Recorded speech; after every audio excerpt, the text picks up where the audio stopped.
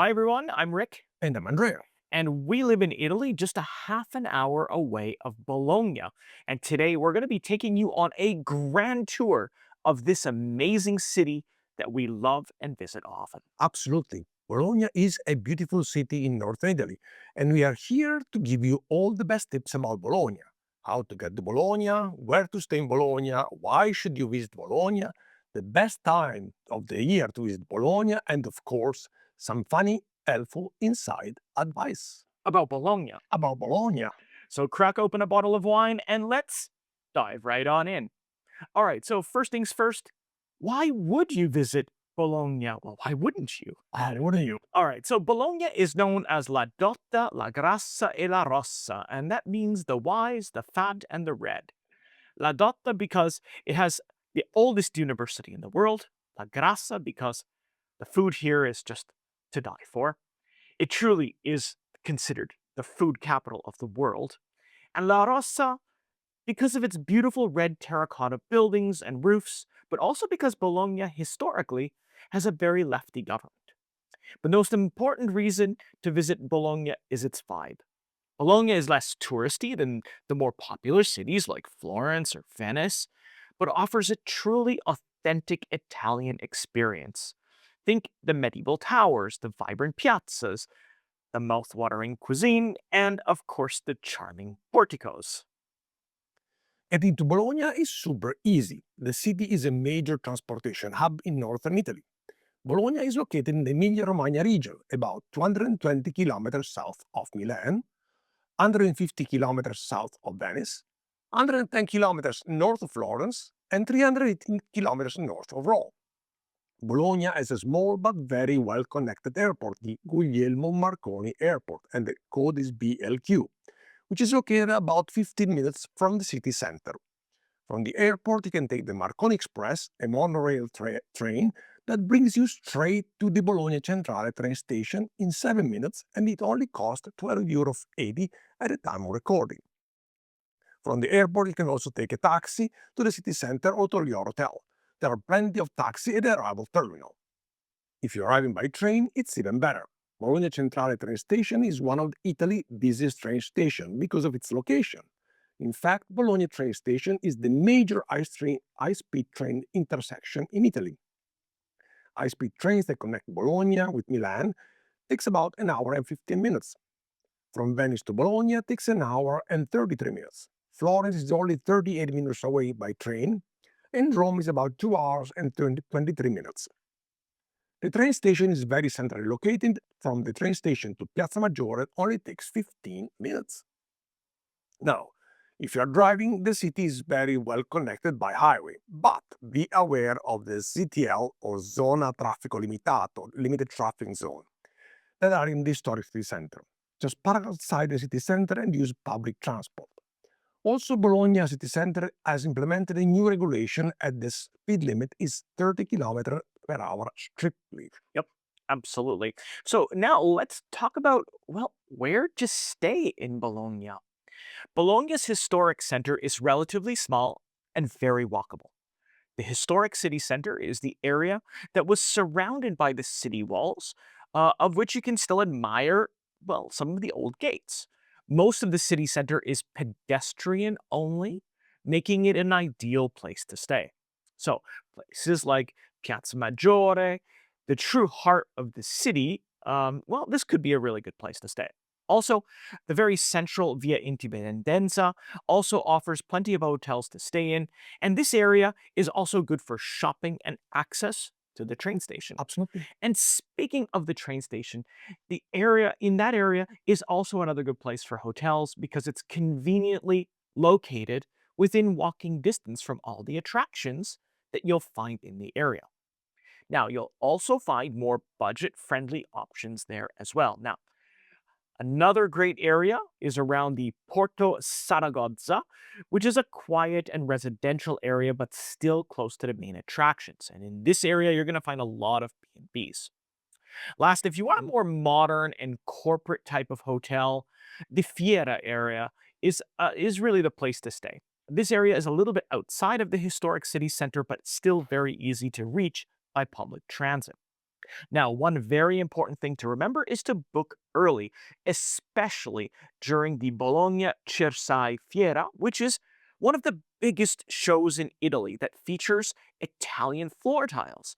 And it usually happens around the beginning of October, so book your hotels early because accommodations will fill up fast. Absolutely. One of the most asked questions is when should you visit Bologna?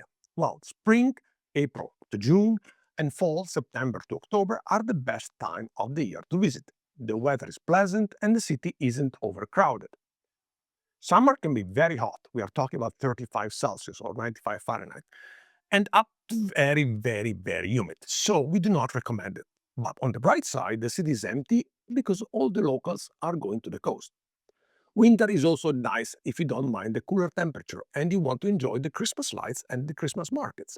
And of course, if you are a foodie, visiting the fall for food, festival, and travel season is a must. Mhm. So, Bologna is an incredibly walkable city. Most of the historic center is pedestrian friendly, which means visiting on foot is the best way. If you can, right? Wear comfy, well broken in shoes, and you'll be all set. Walking allows you to enjoy the iconic spots of Bologna, those stunning, endless porticos that stretch over 62 kilometers. Can you believe it? Portugal. And of course, by the way, like everything else in Italy, the Portici of Bologna are UNESCO World Heritage Sites. So when you walk under the Portici, you don't have to worry about rain, sun, or wind. You're well protected.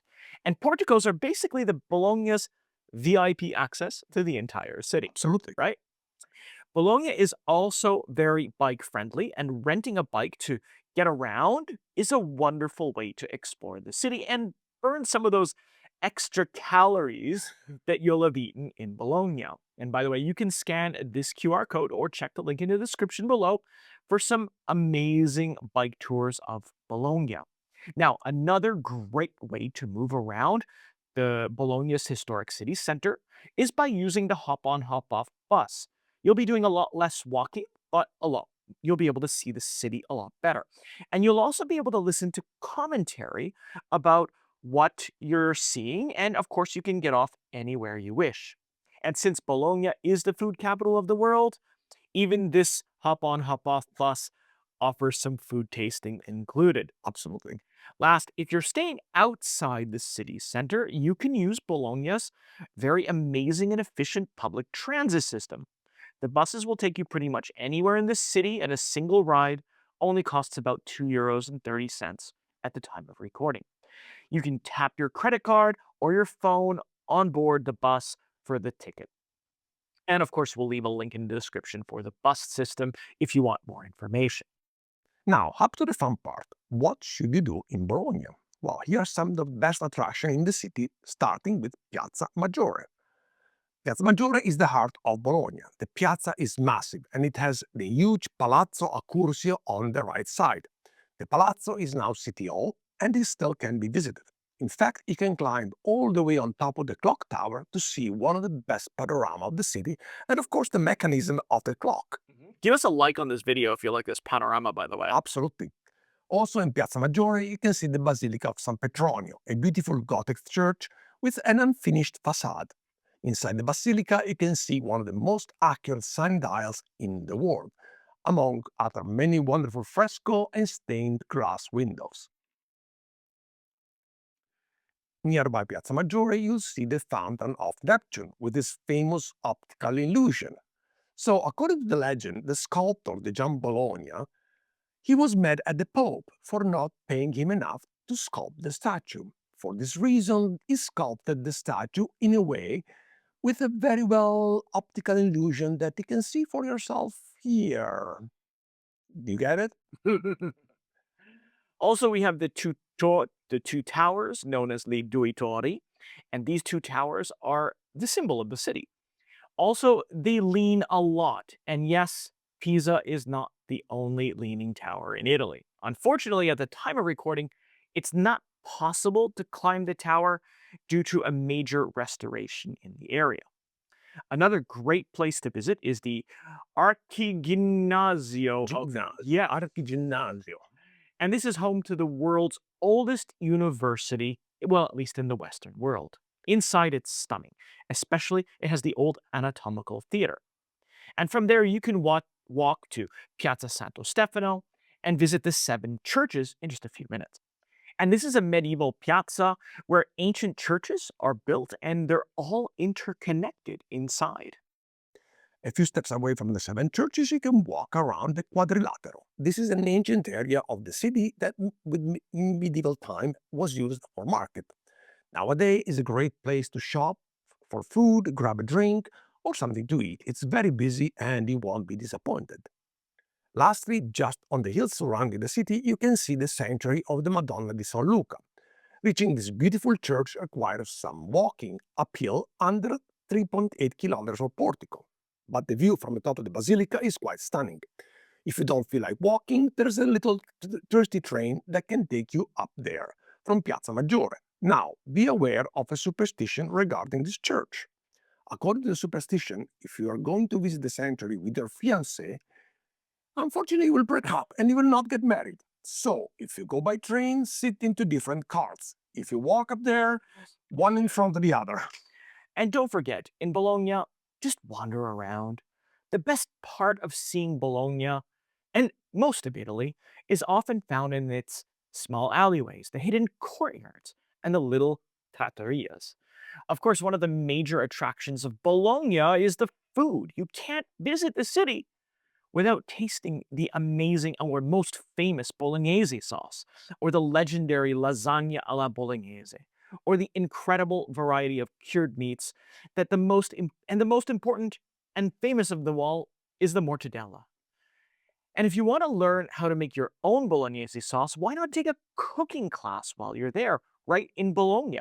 And we made an entire video about it up here, and that was actually a lot of fun to do. Absolutely. All right, so let's share some of our best tips about Bologna. First, wear comfortable shoes. Bologna is a very walkable city and you'll cover a lot of ground on foot, often in some very uneven surface. Second, eat locally. Don't ask for spaghetti bolognese or spaghetti with meatball. They do not exist in Bologna and in Italy in general.